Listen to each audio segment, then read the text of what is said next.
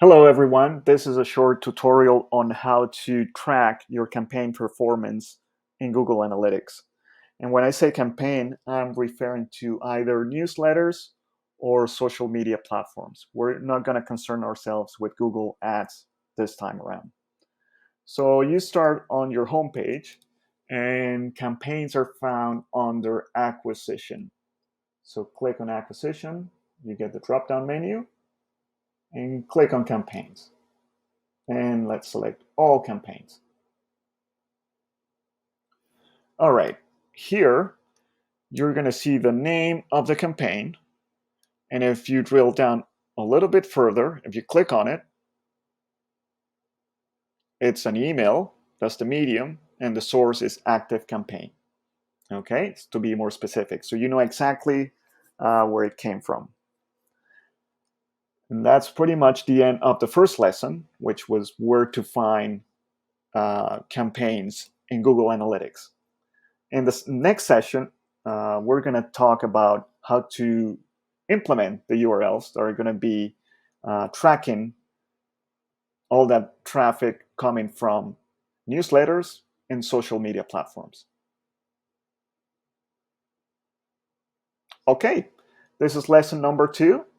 And in this lesson, we're going to show you how to build those URLs that are going to be used to track campaigns and their performance in Google Analytics. Now, we go here, this is a tool provided by Google Analytics, which is called the Campaign URL Builder. And I'm going to place the link in the description of this video. Now, I already have the product that I want to track, or rather destination of all these links.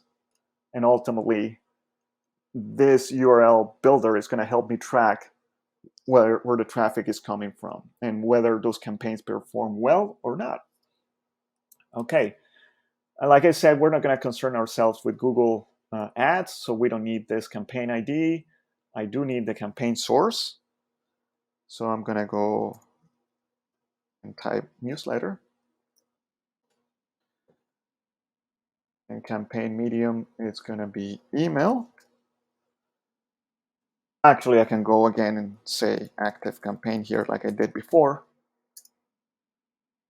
And the campaign name, I'm going to copy and paste here.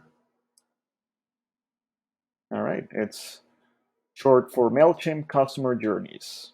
I already have my link, so I'm going to grab it and go to ActiveCampaign, which is my email marketing and automation platform.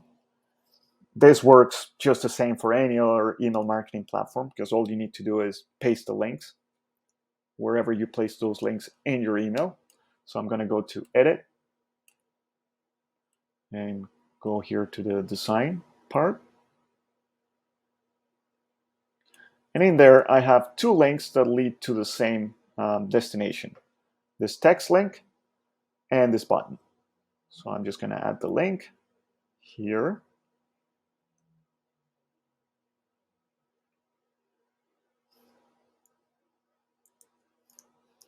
I already had it in, so I'm just re-adding it. And then in the button below, I have to place it here. All right. And that's it. You're done. You have now your links inside your email campaign. And when this email fires off and starts getting distributed to your list, the statistics are going to start showing up on your analytics account. So let's just save and exit.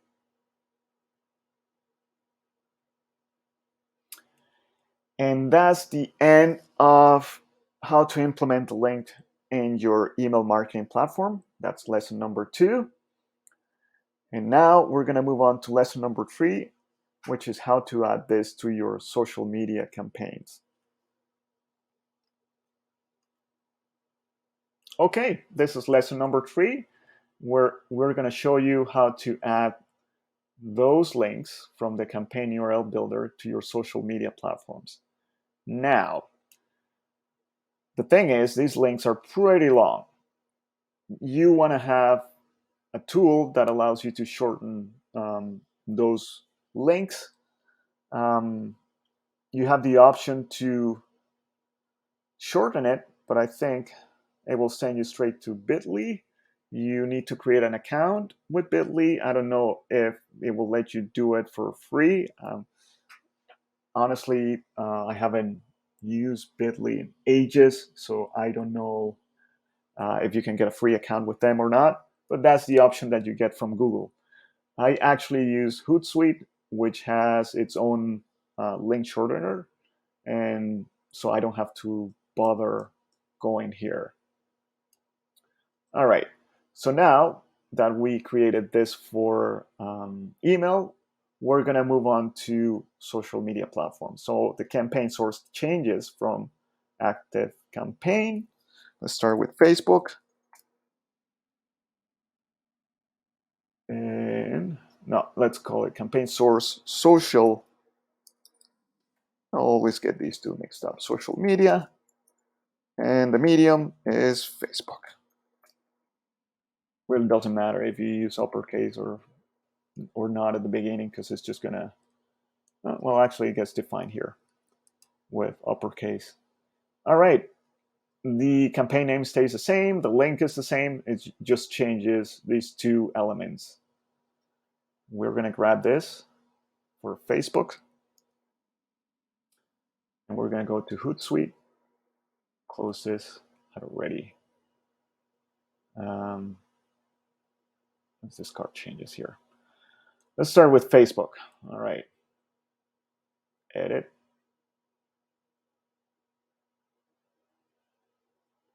And I had already pasted the link here, so I really don't want to repaste it again, just because it's already done. So I pasted the link, and I just click on shorten with Oli. I think that's the application they use to shorten links, and I got this. So it's a lot easier for someone to look at it and say, okay, I can click on that link, as opposed to the very long link that you see here. It's going to work just the same. It's just wraps the whole big link inside a wrapper. All right, so the link is there. I'm just going to save edits. Now we move to LinkedIn. Edit.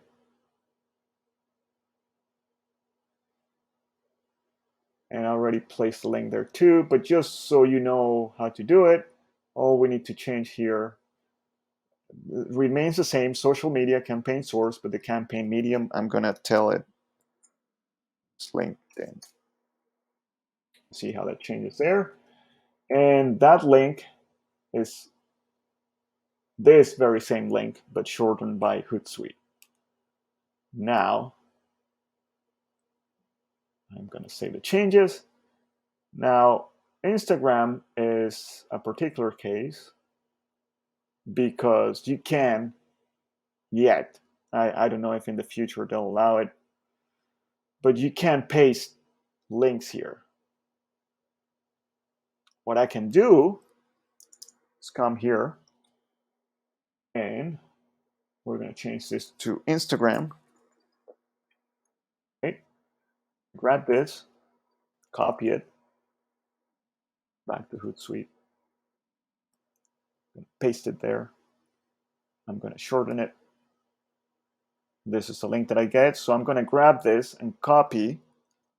I'm going to paste it somewhere else for future usage. And essentially that link, I'm going to grab it and place it on my bio. So you see here that it says click on the link in bio to get to your free course. That's how most people promote their swag and products and whatnot. It's by placing a link in their bio. So you essentially go here, click on the person's bio or a handle, takes you to their bio, and you click on the link. So that's the workaround at the moment. I don't know if they're planning to change that in the future. So I'm going to delete it from here and save the edits. And that's essentially it. You have completed the tutorial. It's very simple. And if you have any questions, don't hesitate to add a comment below, or just email me by going to my website and sending an email via the contact form.